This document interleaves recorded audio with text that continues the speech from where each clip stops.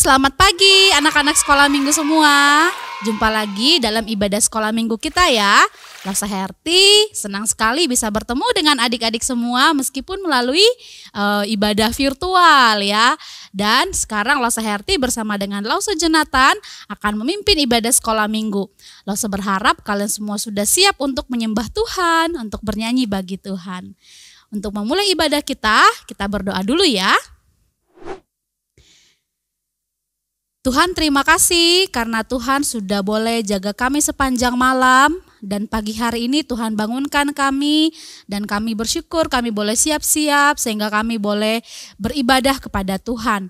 Tuhan, itu semua karena anugerah Tuhan. Biarlah kami ya Tuhan boleh mengikuti ibadah ini dengan baik. Kami boleh bernyanyi bagi Tuhan. Kami boleh merenungkan firman-Mu bersama-sama. Terima kasih Tuhan, pimpin kami biar hati kami tertuju kepada Tuhan saja. Dalam nama Tuhan Yesus kami berdoa. Amin.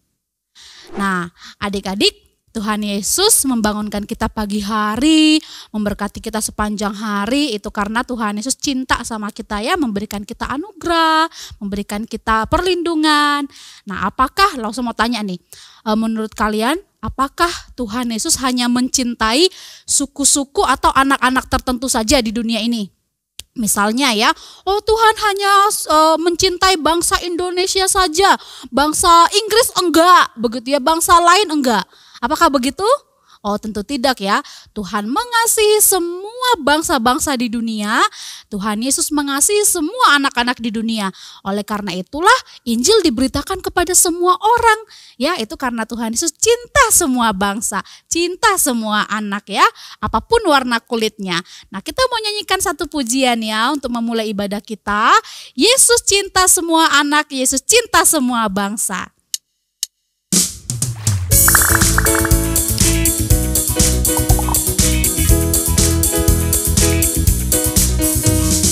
Yesus cinta semua anak di dunia.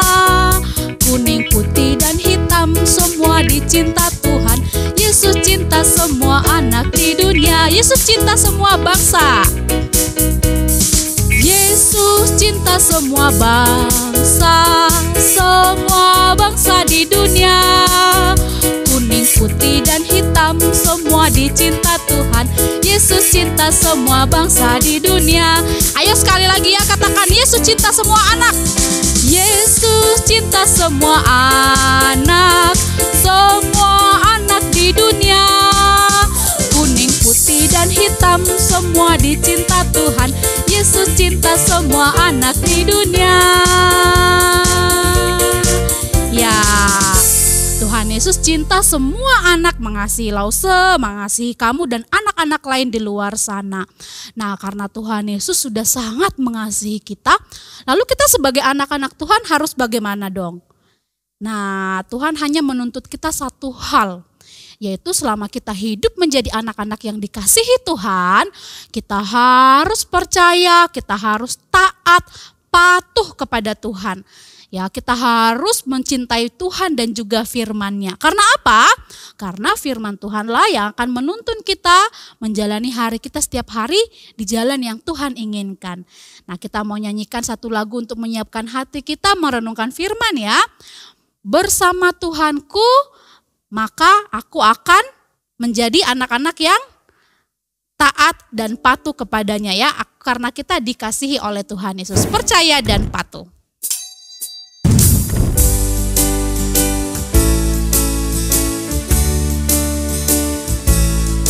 Bersama Tuhanku dalam terang firman-Nya, ya yang menyinari jalanku. Ku turut perintah-Nya, ya tinggal dalamku, beserta umat-Nya yang patuh. Percayalah dan patuh padanya, pasti kau dikasih-Nya. Hanya percayalah, tiada beban berat, kesusahan, penderitaanku ya peduli. Hilanglah sedihku, lenyaplah hinaku, karena anugerahnya besarlah. Percayalah dan patuh padanya, pasti kau dikasihnya. Hanya percayalah. Oh Tuhanku, dalam terang firman-Nya, ya yang menyinari jalanku, ku turut perintah-Nya, ya tinggal dalamku, beserta umat-Nya yang patuh. Percayalah dan patuh padanya, pasti kau dikasihnya. Hanya percayalah. Ya, Tuhan hanya menuntut kita percaya kepada Tuhan sepenuhnya dan patuh kepada firman-Nya. Maka kita akan dikasihi lebih lagi oleh Tuhan Yesus. Adik-adik, kita akan merenungkan firman Tuhan. Los Herti akan ajak kamu berdoa terlebih dahulu. Yuk, mari kita berdoa. Tuhan, terima kasih kami sudah boleh bernyanyi bagi Tuhan. Dan sekarang kami mau belajar firman Tuhan, merenungkan firman Tuhan bersama-sama. Biar Engkau tolong Los Herti yang akan memberitakan renungan firman Tuhan, dan juga buat anak-anak yang sedang mengikuti ibadah, supaya kami bersama-sama boleh belajar kebenaran firman Tuhan. Tolong kami Tuhan, siapkan sekali lagi hati kami untuk sungguh-sungguh boleh mendengarkan renungan firman-Mu. Dalam nama Tuhan Yesus kami berdoa. Amin. Adik-adik, Los Herti mau bertanya kepada kamu. Apa makanan yang menjadi makanan favorit kamu? Ada enggak? Kalau Los Herti suka makanan yang terbuat dari bahan-bahan singkong, kacang-kacangan. Wah, itu Los Herti paling suka tuh. Ya, kamu mungkin punya ya makanan favorit ya. Lalu kalau misalnya Los Herti tanya, apa daging atau ikan yang paling kamu suka untuk menjadi laukmu waktu makan? Daging apa yuk? Apakah daging ayam? Mungkin daging sapi? Atau mungkin daging babi? Atau mungkin kamu sukanya, aku gak suka daging loh, so aku mau sukanya seafood gitu ya. Misalnya kerang-kerangan, udang, cumi-cumi gitu. Mungkin adik-adik di rumah punya makanan tertentu yang menjadi makanan favoritmu. Bisa itu daging ataupun ikan atau yang lain ya. Tapi tahu tidak adik-adik? Kalau kamu hidupnya ya jadi orang Yahudi yang belum percaya Tuhan Yesus, kamu tidak boleh makan daging babi, kamu tidak boleh makan daging kelinci, kamu juga tidak boleh makan, bahkan gak boleh makan kerang, gak boleh makan udang.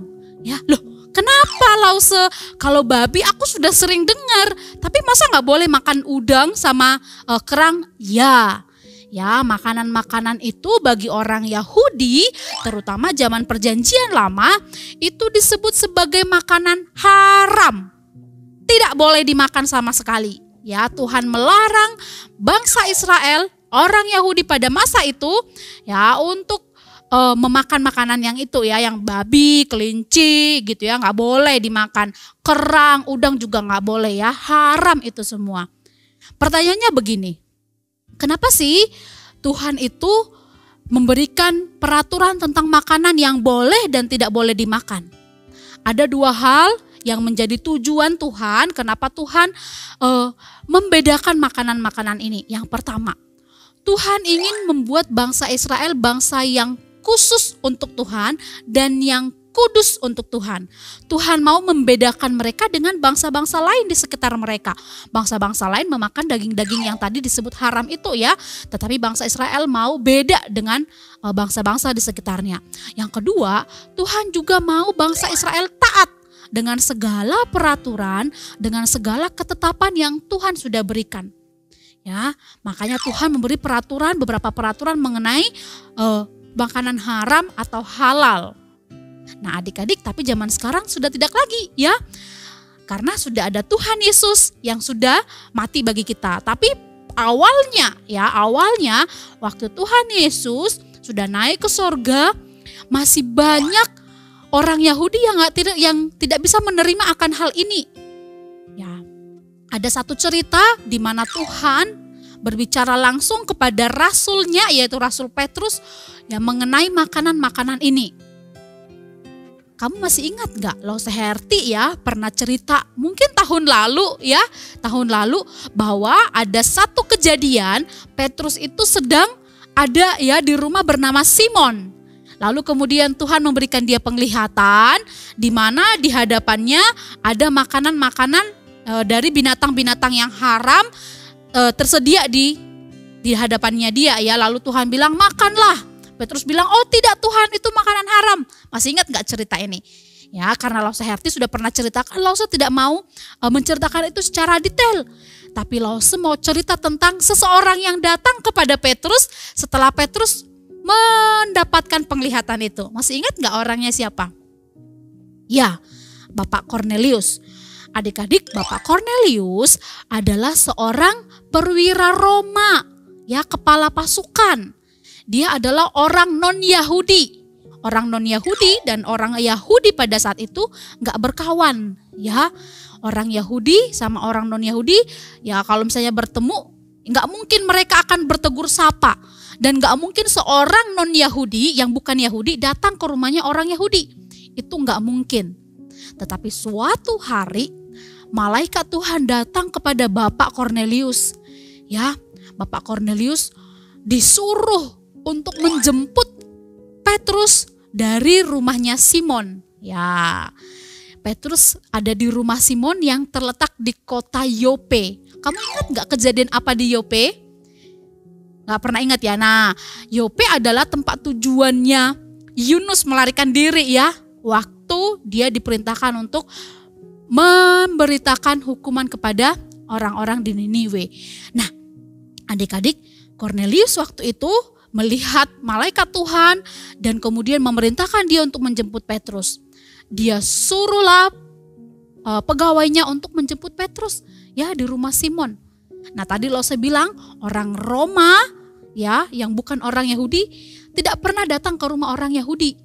Tetapi kali ini Tuhan memberikan perintah yang terdengar asing, terdengar aneh, yang mungkin akan sulit diterima oleh Petrus. Bagaimana mungkin orang Roma dan aku akan ikut ke rumah orang Roma, begitu ya. Tetapi itulah makna kenapa Tuhan memberikan Petrus penglihatan bahwa sekarang sudah tidak ada lagi makanan haram dan halal ya. Makanya itu diberikan penglihatan kepada Petrus, udah boleh dimakan. Sudah tidak ada lagi larangan yang seperti dalam perjanjian lama. Karena Tuhan sudah datang ya untuk menggenapkan semua ketetapan-ketetapan dan hukum-hukum Taurat pada saat itu. Nah, karena Tuhan tahu ya hukum Taurat tidak akan pernah bisa menyelamatkan seseorang. Itulah makanya Tuhan datang dan artinya peraturan mengenai makanan halal, haram itu sudah tidak lagi berlaku. Nah, ketika orang yang disuruh oleh Kornelius datang kepada Petrus, dia baru mengerti, oh ya, ternyata Tuhan sekarang memerintahkan kepada Petrus bukan hanya memberitakan Injil kepada sesama orang Yahudi, tetapi juga kepada bangsa yang lain.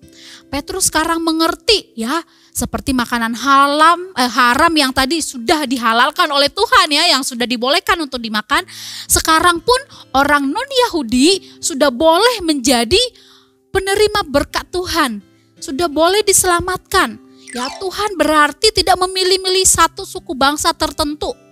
Ya, Tuhan Yesus datang ke dunia bukan hanya untuk orang Yahudi saja, tetapi untuk orang non-Yahudi termasuk orang Roma yang pada waktu itu disebut orang kafir sama orang Yahudi.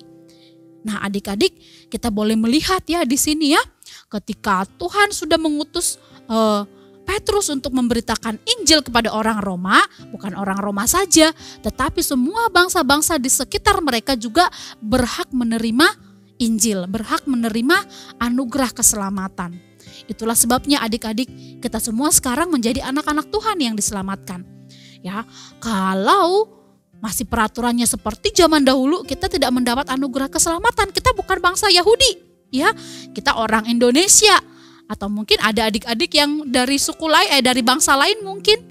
Ya, tapi sekarang kita sudah menerima anugerah yang sama. Kita mengerti ya bahwa Tuhan ternyata tidak membeda-bedakan orang.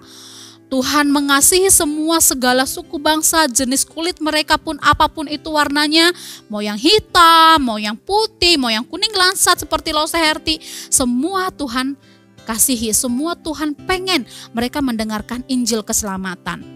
Nah adik-adik, kalau Tuhan saja tidak membeda-bedakan orang, ya kita juga tidak boleh seperti itu.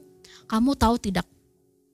Banyak orang saat ini ya, yang kalau melihat orang yang berbeda, mereka merasa risih. Mereka merasa nggak nyaman. Oh tidak sama dengan kita, tidak usah berteman dengan mereka. Tetapi Tuhan melarang kita membeda-bedakan orang. Karena kita sendiri pun sudah diselamatkan. Kita sudah dikasihi. Tuhan juga mengasihi mereka. Adik-adik seperti Petrus yang mau terbuka hatinya, menerima ketetapan Tuhan dan memberitakan Injil kepada bangsa non-Yahudi, kita juga begitu. Ya, kita juga punya tugas yang sama dengan Petrus, ya, sama dengan rasul-rasul Tuhan zaman dahulu, yaitu apa? Mengasihi orang lain meskipun dia berbeda dengan kita. Siapa sih yang berbeda dengan kita itu? Misalnya ya berbeda gender ya, yang laki-laki atau perempuan, berbeda warna kulit atau suku ya, ada yang suku orang Jawa, orang Batak ya, atau mungkin orang Chinese ya. Nah, kita memang berbeda secara suku, tapi kita harus saling mengasihi meskipun berbeda. Atau mungkin kamu merasa, oh aku lebih kaya dari dia nggak bisa loh beli peralatan sekolah yang bagus-bagus seperti aku. Mereka loh nggak bisa pakai gadget yang lebih bagus dari aku. Mereka berbeda, aku tidak boleh berteman dengan mereka. Oh tidak boleh ya. Tuhan memerintahkan meskipun perbedaan secara finansial, kamu berbeda dengan orang lain, mereka tetap orang yang dikasihi Tuhan. Dan kamu harus juga mengasihi mereka. Nah adik-adik, jangan ada ya yang menjadi penghalang untukmu memberitakan kasih Tuhan kepada orang lain. Jangan sampai karena orang lain berbeda, kamu juga tidak mengasihi mereka ya. Nah firman Tuhan hari ini mengingatkan kita bahwa Tuhan mengasihi kamu juga suku-suku bangsa yang lain, bangsa-bangsa yang lain. Nah, Lause Herti mau ajak kamu baca satu firman Tuhan ya. Nah, sebelumnya ya, sebelum ayat hafalan, kalau kamu ingin mau baca lebih dalam lagi mengenai kisah Petrus dan Bapak Kornelius, kamu boleh baca di Kisah Para Rasul pasal yang ke-10 ya. Kamu baca bagaimana Tuhan berbicara kepada Petrus dan juga kepada Kornelius. Nah, kita mau baca ayat hafalan kita adik-adik. Mari kita baca dari Wahyu pasal yang kelima ayat 9b. Wahyu pasal yang kelima ayat 9b. Lause akan baca pelan-pelan, kamu ikuti juga dan kamu boleh menghafalkannya ya. Dengan darahmu engkau telah membeli mereka bagi Allah dari tiap-tiap suku dan bahasa dan kaum dan bangsa. Nah, dengan darahmu, darah siapa? Darah Tuhan Yesus. Tuhan sudah membeli kita yang tadinya menjadi budak dosa, ya, menebus kita jadi milik Tuhan. Kita berasal dari banyak suku dan beda bahasa, beda kaum dan beda bangsa. Ya, biarlah firman Tuhan ini memberkati kita. Sekali lagi ya, kita baca ya, boleh sambil dihafalkan. Wahyu pasal 5 ayat 9b. Dengan darahmu engkau telah membeli mereka bagi Allah dari tiap-tiap suku dan bahasa dan kaum dan bangsa. Mari kita berdoa.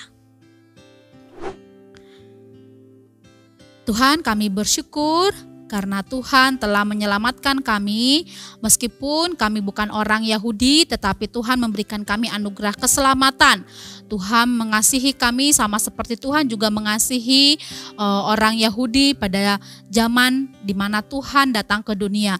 Tuhan, kami mau berdoa supaya setiap anak-anak Tuhan yang merenungkan firman Tuhan diberikan hati yang mengasihi orang lain meskipun mereka berbeda dengan kami. Meskipun warna kulit mereka berbeda, mungkin mereka juga berbeda secara finansial dengan kami, tetapi kami boleh tetap mengasihi mereka. Tuhan, biarlah Engkau boleh tolong anak-anak sekolah minggu, tolong juga Lause Herti yang memberitakan firman. Jika ada hal yang tidak berkenan di hadapan Tuhan, ampuni kami ya Tuhan selama pemberitaan renungan firman Tuhan. Terima kasih Bapa, dalam nama Tuhan Yesus kami berdoa. Amin. Nah, adik-adik semua, kita akan memberikan persembahan syukur kita kepada Tuhan sebagai ucapan syukur karena Tuhan sudah pelihara kita ya. Untuk persembahanmu, kamu boleh transfer ke rekening gereja ataupun scan QRIS yang ada di layar kamu masing-masing. Supaya kamu juga harus berdoa ya ketika kamu memberikan persembahan supaya Tuhan berkati persembahanmu.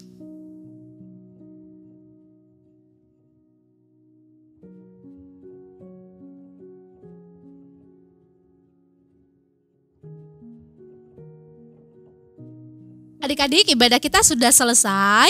Lause Herti percaya kamu mendapatkan berkat dari ibadah kita hari ini. Karena itu, sekali lagi Lause ingatkan kita punya tugas yang penting. Yaitu apa? Memberkati orang lain melalui apa yang kamu dapatkan di ibadah. Caranya gimana? Kamu boleh share link yang ada padamu, link ibadah kepada teman-temanmu yang belum beribadah di gereja atau saudara-saudaramu yang lain yang belum beribadah. Supaya mereka juga mendapatkan berkat yang sama. Ya, Tuhan Yesus memberkati. Ibadah kita sudah selesai. Happy Sunday. Bye-bye.